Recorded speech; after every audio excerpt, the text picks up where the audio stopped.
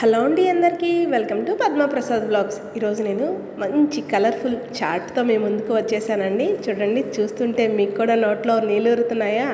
సాయంత్రం అయితే చాలు పానీపూరి బండి దగ్గర ఒక ప్లేట్ చాట్ ఇవ్వండి లేదా ఒక ప్లేట్ పానీపూరి ఇవ్వండి అని అడుగుతాం కదా. అలా కాకుండా మన చేతులతో ఇంట్లో చేసుకొని నలుగురం కూర్చొని తింటే ఆ తృప్తి ఎలా ఉంటుందండి. అలాగే మంచి టేస్టీగా ఈ క్రంచీ స్పైసీ చాట్ ఎలా చేసుకోవాలో చూపిస్తాను, వచ్చేయండి. చాలా ఈజీ అండి. మా బాబు ఎప్పుడు అడుగుతూనే ఉంటాడు, చాట్ కావాలి, పానీపూరి కావాలని. చేస్తూనే ఉంటాను. ఈ విషయం మీకు కూడా తెలుసు. మన ఛానల్లో పానీపూరి వీడియోస్ చాలానే ఉన్నాయి కదా, వాటిని కూడా కింద లింక్ ఇస్తాను, ఎవరికైనా కావాలంటే ఒకసారి చూడండి. చాట్ ఎలా చేసుకోవాలో చూసేద్దామా? వచ్చేయండి. మరి ముందుగా నేను 3 గంటల ముందు ఈ బఠానీని నానబెట్టుకున్నానండి. నానబెట్టుకున్న బఠానీలో ఉన్న నీళ్లు వంపేసేసి కుక్కర్లో బఠానీలు వేసుకొని సరిపడా నీళ్లు పోసుకొని కొంచెం పసుపు వేసుకొని బఠానీల్ని చక్కగా కుక్ చేసుకుందాం. ఎలా అంటే 5-6 విజిల్స్ వచ్చేదాకా కుక్ చేసుకోవాలండి. అప్పుడే చక్కగా ఉడుకుతుంది. ఈ లోపల చాట్కి కడాయి పెట్టుకొని బటర్ వేసుకొని బటర్ మెల్ట్ అయ్యాక ఉల్లిపాయ, పచ్చిమిర్చి సన్నగా తరిగినవి వేసుకోవాలండి. బటర్ ప్లేస్లో నెయ్యి, నూనె కూడా వాడచ్చు, అది మీ ఇష్టాన్ని బట్టి ఉంటుంది. ఒక 1/2 టీ స్పూన్ దాకా ఇప్పుడే గ్రైండ్ చేశానండి అల్లం వెల్లుల్లి పేస్ట్, అది వేసాను. ఫ్రిడ్జ్లో ఆల్రెడీ ఉందనుకోండి, అది వేరే విషయం. కాకపోతే ఫ్రెష్గా చేస్తే బాగుంటుందని ఇలా చేసి వేసాను.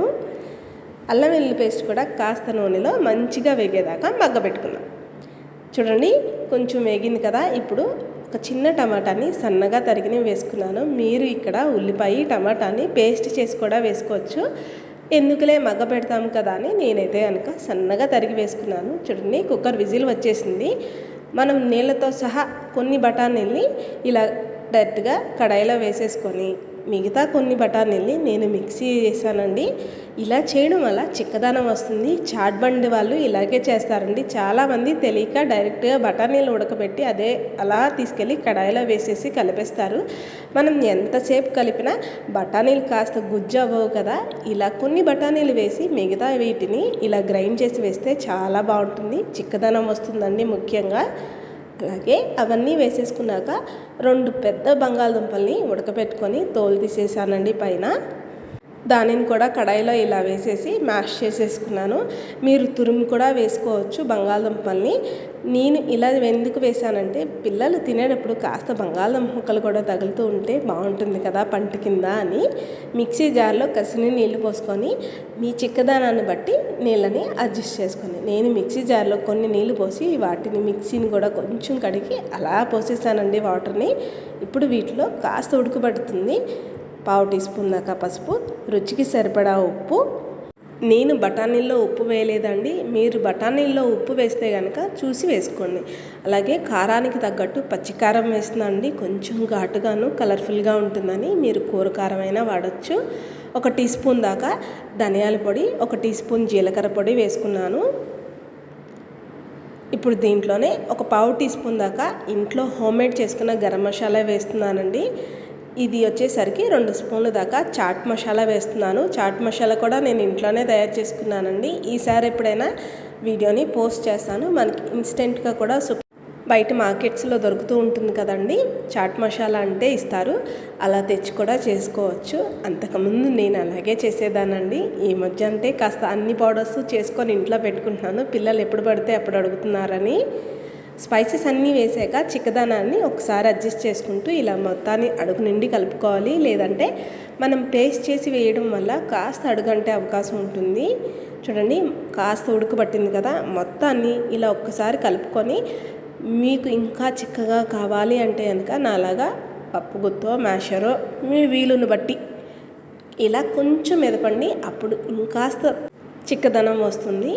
వద్దు పర్వాలేదు అనుకునే వాళ్ళు స్కిప్ చేసేయచ్చు. ఇది కంప్లీట్గా ఆప్షనల్ అండి. చిక్కదనం కావాలనుకున్న వాళ్ళు మాత్రమే చేస్తే సరిపోతుంది. చూడండి, మంచిగా ఉడుకుపట్టి చాట్ అయితే కనుక రెడీ అయిపోయింది కదా. నేను మీకు చూపిస్తాను చూడండి. ఆహా, మంచి సువాసన వస్తూ భలే ఉందండి. చాట్ రెడీ. స్టవ్ ఆపేసుకుందాం. ఇంకా సర్వింగ్ బౌల్లో చాట్ వేసేసుకుందామండి. ఇలా మొత్తం చాట్ అంతా కూడా ఈ బౌల్లో వేసేసుకుంటున్నాను. చూడండి, చిక్కదనం తెలుస్తుంది కదా. చాట్ మొత్తం వేసేసుకున్నాం కదా. ఇప్పుడు పైన కొంచెం క్రంచీగా ఉండడానికి నేను పూరీల్ని, అదే అండి పానీపూరీల్ని వేయించాను. వాటిని నలిపి వేసుకుంటున్నాను. మీ దగ్గర కారపూస ఉన్నా లేదా కార్న్ చిప్స్ ఉన్నా వేసుకోవచ్చు. కసిని వేరుశనగులను వేయించాను. పైన కొంచెం చాట్ మసాలా జల్లానండి. మళ్ళీ ఇప్పుడు సన్నగా తరిగిన ఉల్లిపాయ ముక్కలు. బయట బండి మీద దొరికే లుక్ కూడా రావాలి కదా, అప్పుడే కదా కాస్త పిల్లలు ఎంజాయ్ చేస్తూ తింటారు. అందుకని ఇవన్నీ వేస్తున్నానండి. ఇవి కంప్లీట్గా ఆప్షనల్.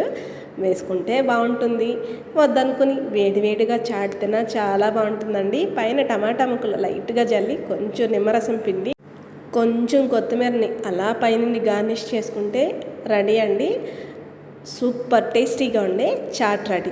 ఈజీగా క్విక్గా ఎలా చేసుకున్నామో కదా, చాలా బాగుంటుందండి. మన ఇంట్లో మన చేతులతో చేసే చాట్ ఇంకా సూపర్గా ఉంటుంది.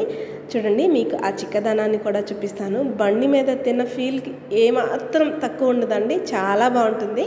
నచ్చిందండి మీకు ఈ వీడియో? అయితే లైక్ చేయండి, మన ఛానల్ని సబ్స్క్రైబ్ చేసుకొని నేను మరిన్ని కొత్త వీడియోస్తో మేము ముందుకు వస్తూ ఉంటానండి. అన్నట్టు మర్చిపోయాను, మీరు ట్రై చేస్తారు కదా చాట్ని, ట్రై చేస్తే ఎలా వచ్చిందో కామెంట్ చేయడం మర్చిపోకండి. ఉంటాను మరి.